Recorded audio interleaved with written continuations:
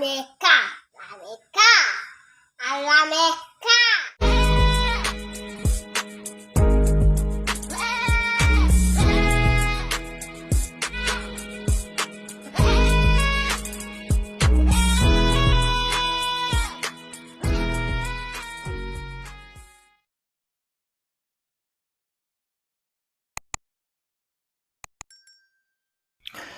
Assalamualaikum warahmatullahi wabarakatuh. Jumpa lagi bersama saya Alam Berkah. Alam Berkah kali ini akan berbagi sebuah artikel yang bermanfaat untuk kita semua.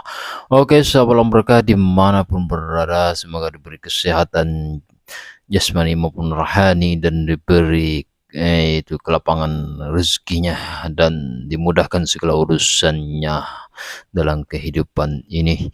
Oke sahabat Alam Berkah dimanapun berada, kali ini Alam Berkah akan berbagi sebuah artikel yang insya Allah bermanfaat untuk kita.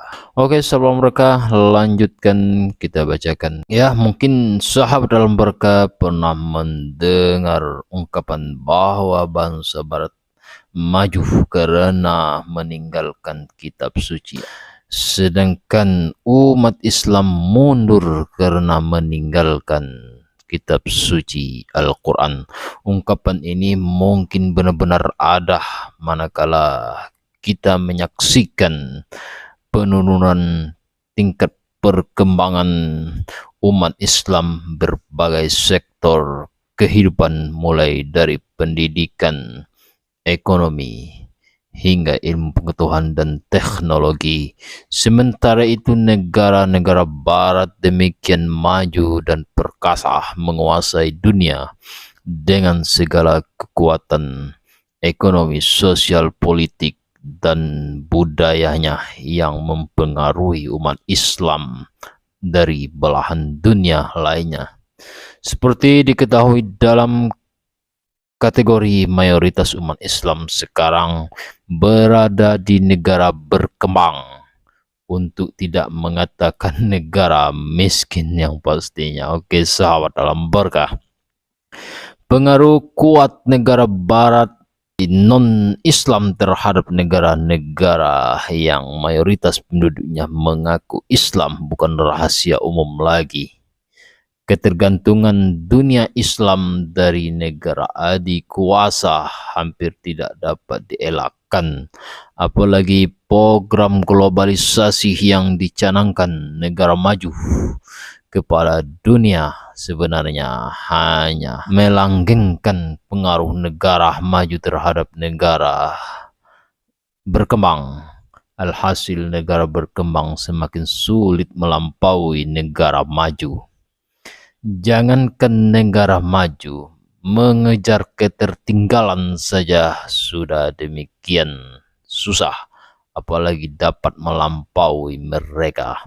Namun demikian menjadikan umat Islam berjaya terhadap umat lainnya bukan suatu hal yang, karena sejarah Islam telah membuktikan hal itu.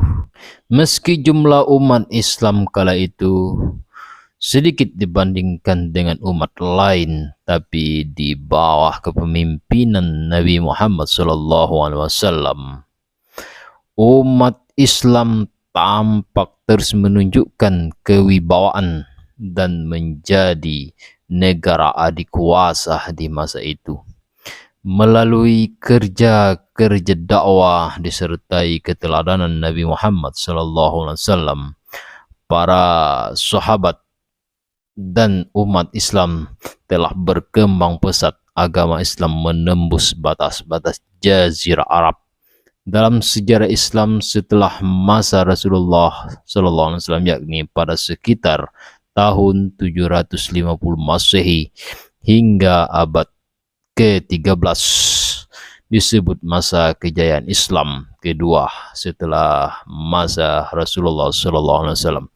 Pada masa peradaban Islam yang dan bangkit bermartabat ditandai dengan munculnya para cendekiawan, saintis atau ilmuwan atas jagat raya yang melahirkan peradaban manusia tingkat tinggi. Kejayaan peradaban Islam tidak suka ya, dan menjadikan motivasi para ilmuwan barat yang mengembangkan keilmuan.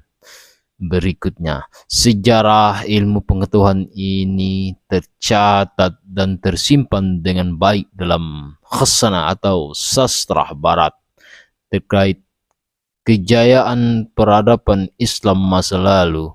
Jika ditelisik dan dipelajari lebih jauh, ternyata para peneliti dan penemu pada masa itu umumnya juga merupakan seorang ulama yang memahami Al-Quran dan hadis. Bahkan tidak sedikit dari mereka yang hafal Al-Quran.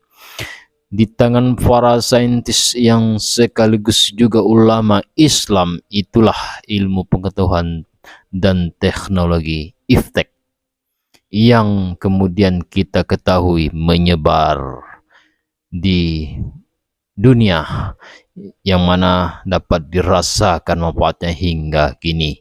Bagi ilmuwan Islam terkemuka tersebut, tiada hari tanpa dekat Al-Quran. Bahkan kitab suci ini menjadikan inspirasi mereka dalam menumbuh kembangkan iptek.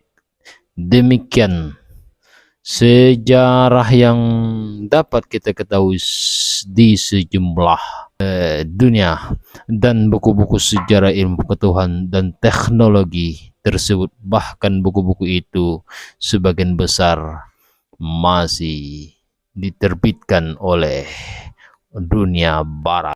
Oke, sahabat berkah, mungkin hanya itu yang dapat saya sampaikan. Semoga ini bisa bermanfaat untuk kita semua. Kurang lebihnya saya mohon maaf. Saya akhiri. Assalamualaikum warahmatullahi wabarakatuh. Nice.